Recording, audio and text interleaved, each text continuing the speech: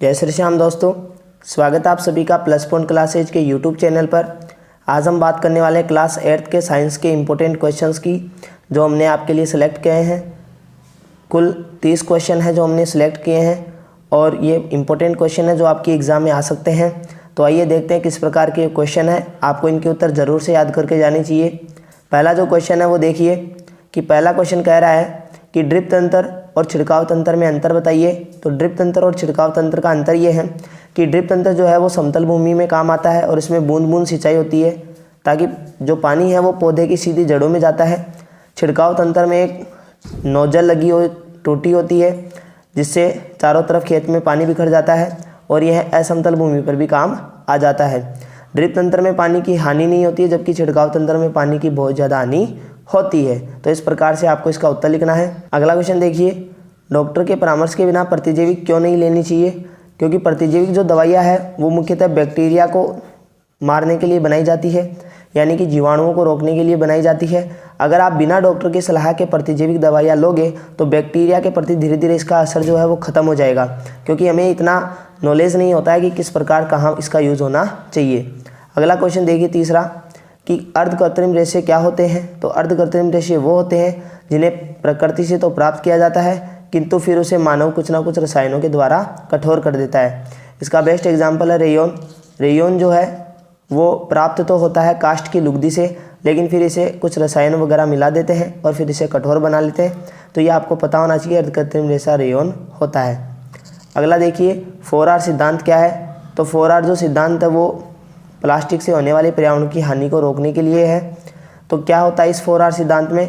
इसमें 4 तरीके के आर का हमें पालन करना होता है और उन 4 आर को हमें मानना पड़ता है। तो देखिए, रिड्यूस, रिफ्यूज़, रिसाइकल और लास्ट ऑप्शन जो होता है वो होता है रीयूज, यानी कि पुनः चक्रित करिए, उपयोग कम करिए और पुनः इसका उपयोग करिए और उपयोग कम करिए। इस प्रकार से आप इनको याद कर सकते हो, ये आपको पता होना चाहिए। अगला देखिए, अधातु तथा धातु के रासायनिक गुणधर्मों को बताइए तथा इनकी रासायनिक अभिक्रिया को समझाइए। तो धातु और अधातु के जो रासायनिक गुणधर्म हैं वो कौन कौन से हैं, यानी इनकी अभिक्रिया बतानी है कि धातु की ऑक्सीजन के साथ अभिक्रिया, अधातु की ऑक्सीजन के साथ अभिक्रिया और मोस्ट इंपॉर्टेंट जो है वो इनकी आपको अम्लों के साथ अभिक्रिया याद करनी है। इससे फिर ये क्वेश्चन भी बन जाएगा कि जो नींबू का अचार है उसे धातु के पात्र में क्यों नहीं रखते, क्योंकि अम्लों से जब हम अभिक्रिया करवाते हैं तो हमें पता चलता है धातु हाइड्रोजन गैस उत्पन्न करती है, जो कि हमारे लिए जो भोजन उस पात्र में रखा गया है वो जहरीला हो जाता है और इसलिए नींबू का अचार को धातु के पात्र में नहीं रखते। अगर आप चाहते हो इन सभी क्वेश्चंस का उत्तर हमारे द्वारा लिखा हुआ तो फिर आप कमेंट बॉक्स में कमेंट कर दीजिएगा, हम आपको इन सभी के उत्तर भी प्रोवाइड करवा देंगे। अभी फ़िलहाल हम आपको हिंट दे रहे हैं, आप देख लेना। अगला जो क्वेश्चन है वो है LPG का पूरा नाम। तो आप सब जानते हो लिक्विफाइड पेट्रोलियम गैस, यानी द्रवित पेट्रोलियम गैस इसका पूरा नाम होता है। अगला देखिए थर्मोसेटिंग और थर्मोप्लास्टिक, ये तीसरे चैप्टर का सबसे फेमस क्वेश्चन है और इस बार एग्जाम में आने के पूरे चांसेज हैं। तो आप देख लेना कि थर्मो जो सेटिंग है वो कठोर प्लास्टिक होती है।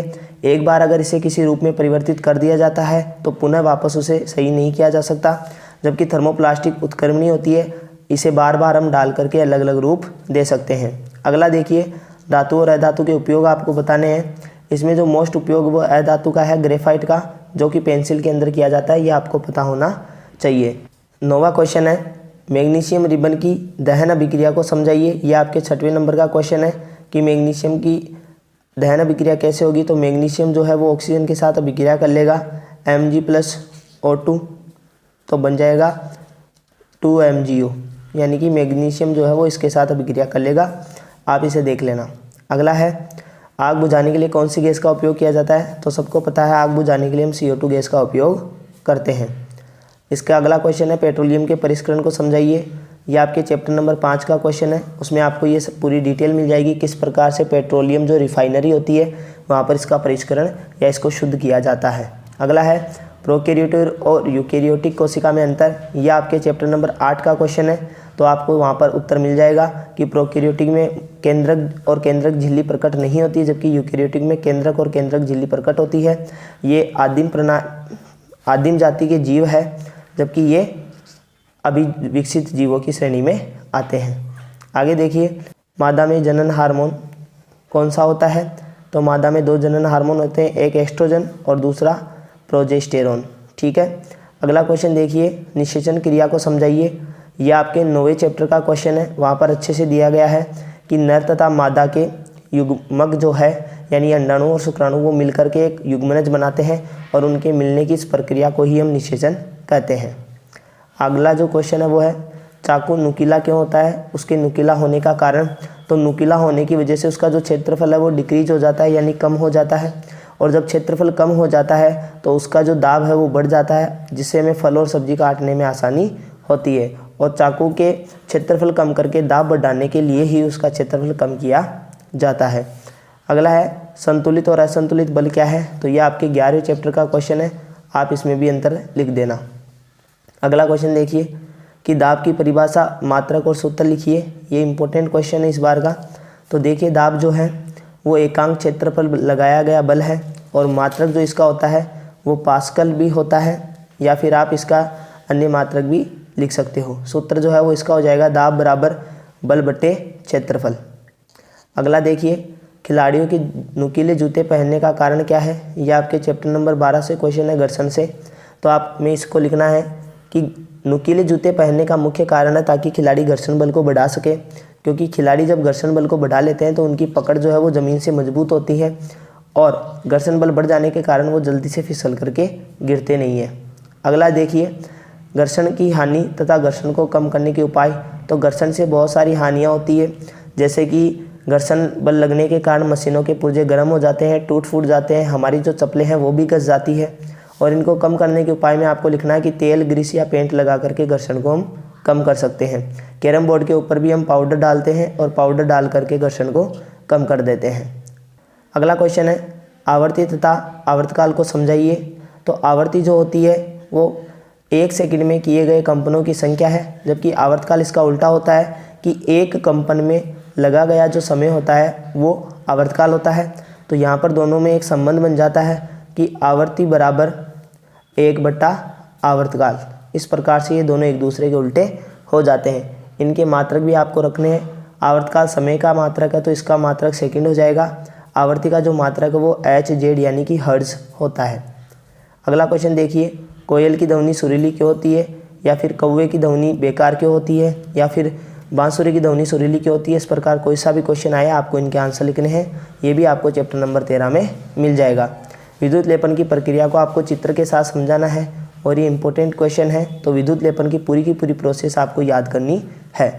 विद्युत धारा का रासायनिक प्रभाव क्या होता है, ये भी आपको रटना है कि यदि विद्युत धारा की वजह से किसी न किसी प्रकार की रासायनिक अभिक्रिया होती है तो वो विद्युत धारा का रासायनिक प्रभाव होता है। तड़ित झंझा क्या होता है, तड़ित झंझा हम बिजली को कहते हैं, तो उसका भी आपको वर्णन देना है कि किस प्रकार से तड़ित झंझा आता है, किस प्रकार से बादलों की वजह से बिजलियाँ बनती हैं। और सबसे इम्पोर्टेंट क्वेश्चन वो है परावर्तन की परिभाषा और परावर्तन के नियम, कि जब कोई प्रकाश किसी अपारदर्शी वस्तु से टकराकर पुनः उसी माध्यम में लौट आता है तो उसे हम परावर्तन कहते हैं। इसका आपको इस प्रकार का ये डायग्राम है, ये भी आपको पता होना चाहिए। आपतन कोण और परावर्तन कोण बराबर होते हैं। आपतन कोण आपतित किरण, परावर्तित किरण और अभिलंब तीनों एक ही बिंदु पर होते हैं। ये परावर्तन के दोनों नियम भी आपको याद करने हैं। अगला है कैसियोपिया क्या है। तो कैसियोपिया एक प्रकार का तारामंडल है जिसका जो आकार है वो डब्लू की तरह होता है, और उसमें इस प्रकार से 5 तारे पाए जाते हैं। अगला देखिए हरितगृह प्रभाव क्या है, हरितगृह प्रभाव का वर्णन कीजिए। तो ये सबसे इम्पोर्टेंट क्वेश्चन है मेरी नज़र में, ये आपको रट के जाना है। अगला देखिए अम्लीय वर्षा। तो अम्लीय वर्षा क्या होती है कि वायुमंडल में कुछ अम्लीय गैसें जैसे कि SO2, NO2 ये मुख्यतः अम्लीय गैसों में मानी जाती है।